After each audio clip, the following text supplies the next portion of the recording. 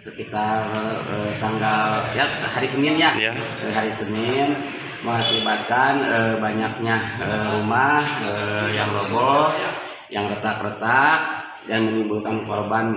Cuma korban yang di desa Tegalega cuma satu, yang luka berat cuma 3 orang, yang luka ringan sebanyak 15 orang. Itu baru sementara Pak, baru sementara.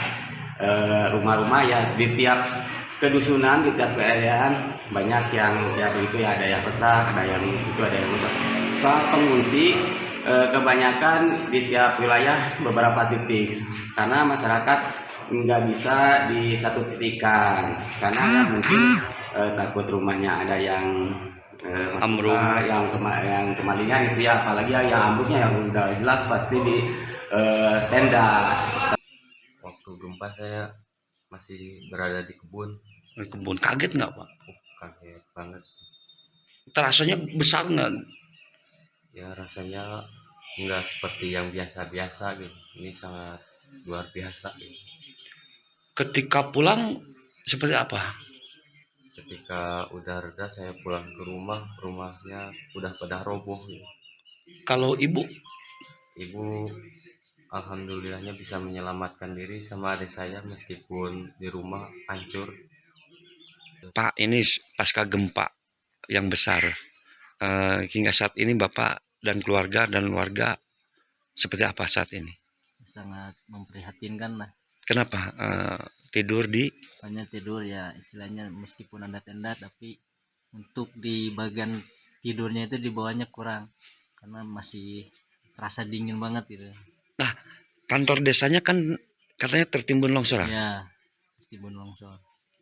Saat ini warga ngungsi di lapangan-lapangan ya. Lapangan-lapangan. Nah, Bapak keluarga semua tidur di tenda. Tidur di tenda semuanya. Jadi satu tenda itu ada 12 kakak. 12 kakak. Ya kalau saya.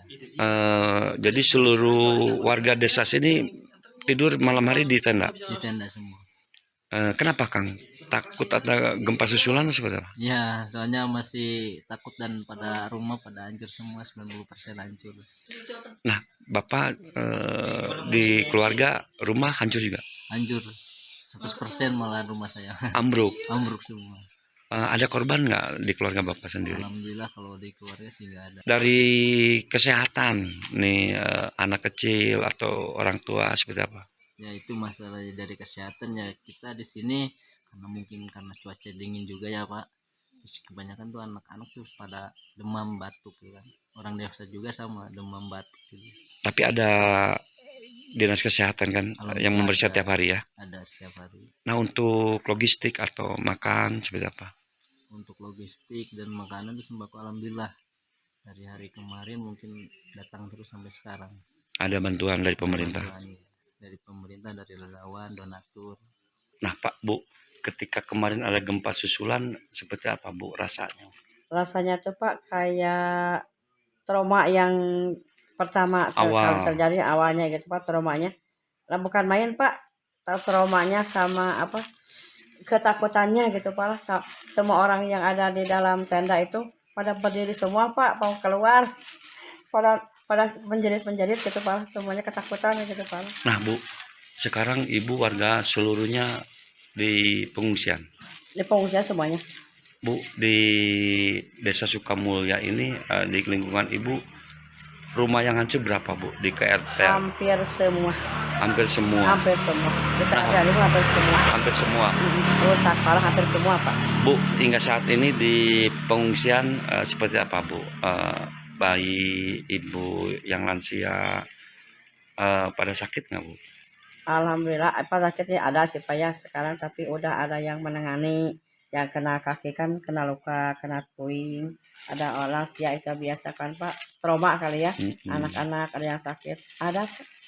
Bantuan dari pemerintah hingga saat ini pemerintah mengalir saat terus. ini alhamdulillah walaupun sedikit mengalir alhamdulillah pas hari pertama kedua hari alhamdulillah. Nah, dari ibu-ibu ini kekurangan tabung gas ya, mau masak? Iya, Pak.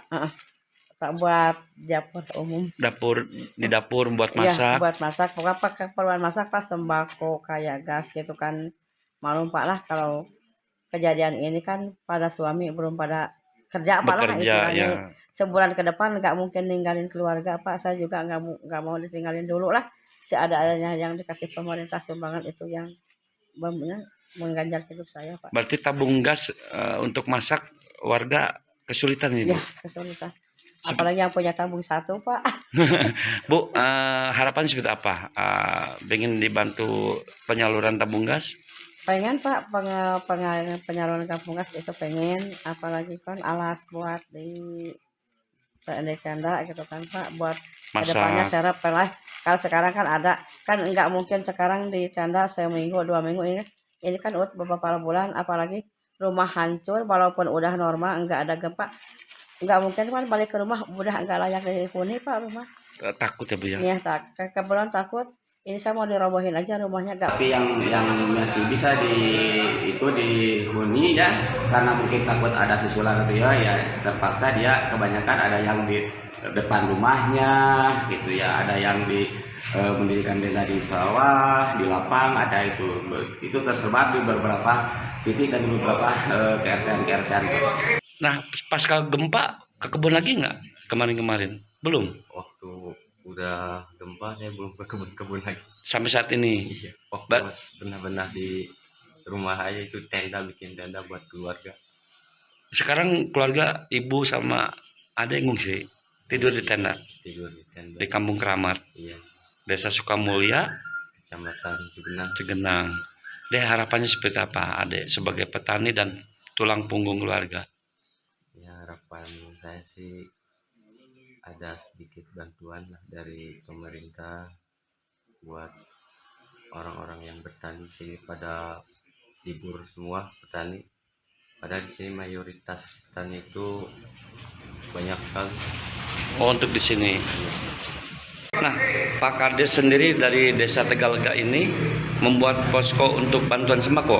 Membuat posko bantuan sembako dititikan di satu pusat di Desa Tegalega, di kantor Desa Tegalega, karena itu bisa melalui desa bisa disuntikan secara merata atau melihat mana yang lebih parah gitu. Ada juga yang langsung karena mungkin dari petunjuk dari sananya harus titik itu, ya saya disilahkan gitu Pak. Lebih baik satu pintu gitu ya Pak ya? Ya kalau menurut saya lebih baik satu pintu, karena mungkin masyarakat ya, karena mungkin ini juga dampak itu juga dampak, karena sekarang ya banyak ada yang ada